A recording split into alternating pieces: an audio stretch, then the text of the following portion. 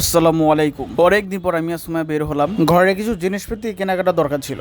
আজ বের হই কাল বের হই এই বলে বের হওয়া হচ্ছিল না। কি কি কিনলাম সম্পূর্ণ ভিডিও না দেখলে বুঝতে পারবেন না। আমাদের একটা টেবিল ক্লথ দরকার ছিল, আমি তো দাম দর করতে পারতেছিলাম না। সময় তাও দাম দর করে একটু কমিয়ে নিল।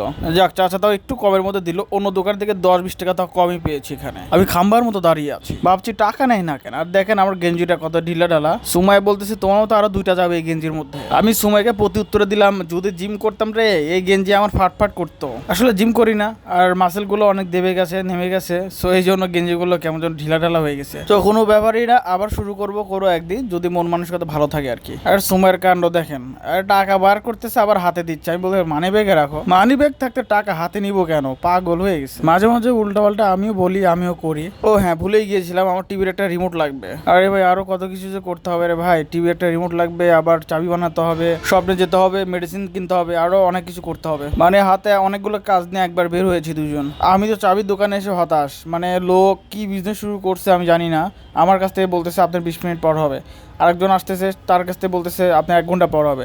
তার যে এত কাজ, মানে সে পুরা দুস্তর বিজনেসম্যান। সত্যি ভাবা যায়, একটা চাবি মেকার দিনে যদি 20টা চাবি বানায় তাহলে তার ইনকাম কত? একটা চাবি আমার কাছ থেকে নিয়েছে 80 টাকা, আমি 3টা বানিয়েছি। ইভেনচুয়াল 200 টাকা করেও চাবি আছে, মানে 200 টাকা পার পিস চাবি বানায়। তো যাই হোক, আবার কিছু মেডিসিন নিয়ে নিলাম এই ফার্মেসি থেকে। এরপর সুবাইয়া ফুচকা খেতে আসলো। দেখেন এই ছোট্ট বাচ্চা, বয়স হবে সর্বোচ্চ 15, সে বিজনেস করতেছে নিজের মতো করে। স্বপ্নে গিয়েছিলাম, সে ভিডিওটা আর করতে পারিনি। তো যাই হোক, আমি এখন টেবিল ক্লথটা পেরে দিব, তারপর দেখবো কেমন হয়। এটা সুমার পছন্দের কেনা, সো মোটামুটি ভালোই হবে আশা করা যায়। কাপড় চোপড় কিনতে গেলে কিন্তু আমার পছন্দের আমি কিনি। দেখছেন জিনিসটা দেখতে গিয়ে পড়ে গেল। আসলে গরিবের সংসার বলে কথা, ছোট ছোট ব্যাপারগুলো খুব ভালো লাগে, আনন্দ দেয়। প্রতিটি মানুষের নিজ নিজ সামর্থ্য অনুযায়ী চিন্তা ভাবনা করা এবং নিজের সামর্থ্য নিয়ে সন্তুষ্ট থাকা। আমি বেকার, আমি বাবার টাকায় চলি, আর যেভাবে চলি আলহামদুলিল্লাহ। দেখতেই পারতেছেন ছোট্ট একটা ব্যাপারে আমি কতটা খুশি। চেষ্টা করি ছোট ছোট ব্যাপারগুলোতে নিজেকে মানিয়ে নেওয়া এবং খুশি থাকা। মানুষের স্বপ্নটা বড় থাকতে হবে, কিন্তু চলতে হবে নিজের সামর্থ্য অনুযায়ী। টেবিল ক্লথটা কেমন হয়েছে একটু কমেন্ট করে জানাবেন প্লিজ। সো